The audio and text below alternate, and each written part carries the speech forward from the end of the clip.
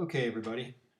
I wanted to go ahead and walk through the Prezi for today, at least up until the post-zygotic barriers, since I was absent. And if you have me in third, you can use this as review.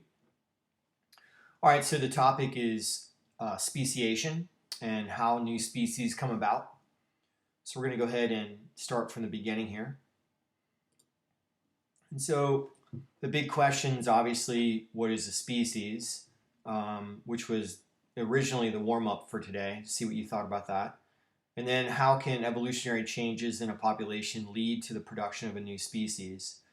So we've been talking about all these evolutionary changes, mechanisms and forces, and how we can track them in a population using Hardy-Weinberg to see if there's evolution.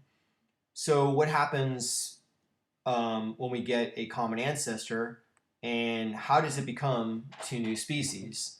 So that's sort of the topic.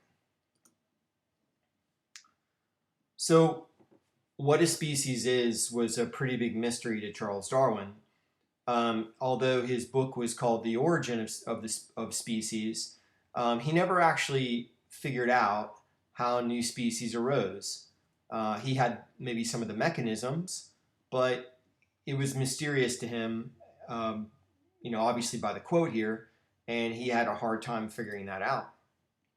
So he left it to other people to try to figure that out. And if you look at examples like the cormorant, which is on the left, when the cormorant came to the Galapagos from the mainland, it was very different than it is today. So, and as we know that as organisms moved from island to island, they adapted to different circumstances over time. Different phenotypes were accentuated based on the environmental pressures on each island. For a lot of them, mainly food choices. And we had pretty much for a lot of different organisms, new species that occurred on each island that one original species diversified into many by the time it was all said and done. Okay, so what is a new species? Well, the concept we work in, since we're studying biology, is the biological species concept, and that is basically an idea that an organism that a population of organisms that can interbreed freely in nature, which you don't see in the bullet up there. That's one of the keys, is that you can't artificially produce them. They have to produce viable offspring, which means they live, and the offspring have to be fertile, so they have to be able to breed again. So if organisms that mate can't satisfy that definition, we would not call them just a specific, that's redundant, but a species. So there are other definitions of what a species is. We can use morphospecies based on appearance if we don't have any other sort of taxonomy, just grouping things by the way they look. We can do it based on where they live and their role in nature, so we could do an ecological species. And of course, if you are looking at fossils, you can use a paleoecological species.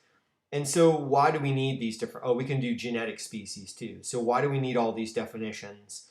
And it's really about working with what you have. If you're a paleontologist and you're working with fossils, obviously you have no idea about the breeding and producing a viable offspring. So you're using skeletal evidence to figure this out. So you would be using a different means. All right, so the key here is that speciation equals reproductive isolation. So every species on Earth today is a reproductive island. They are not, one species is not able to reproduce with another. One of the only exceptions to this would be bacteria. Bacteria aren't really given species, but they are not having to adhere to these hard and fast rules. Bacteria can exchange DNA, which is for them reproduction, with other species, and it doesn't have to be their own species.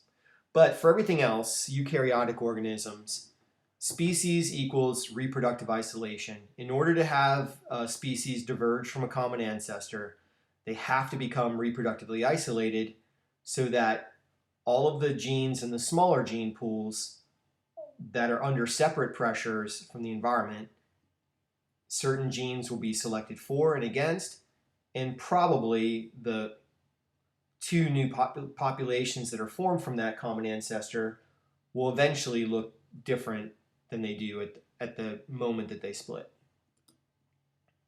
So species are created by a series of evolutionary steps, and eventually they get reproductively isolated. So there are two major ways that organisms can become isolated, two different mechanisms. The most obvious one is called allopatric speciation. Allopatric speciation means that a geographical or physical barrier occurs that splits the original population, and because those two smaller populations, or it could be more than two, because they are cut off from each other now and there's no gene flow, then once they're isolated, then all of the evolutionary forces we've talked about, genetic drift, sexual selection, natural selection, they work on each population differently, and then eventually those two subpopulations could become different species if they don't satisfy the idea of being the same biological species, of being able to reproduce together. Okay, so we have to isolate the population with a geographic barrier, and then maybe over a long period of time, they'll become new species. One great example of this is not too far away from here. If you were to travel up north to the Great Smoky Mountains, the Great Smoky Mountains are obviously in the Appalachian Mountains, and the streams that flow in the Appalachian Mountains of the Smokies were not all cut off from each other a long time ago. They were more together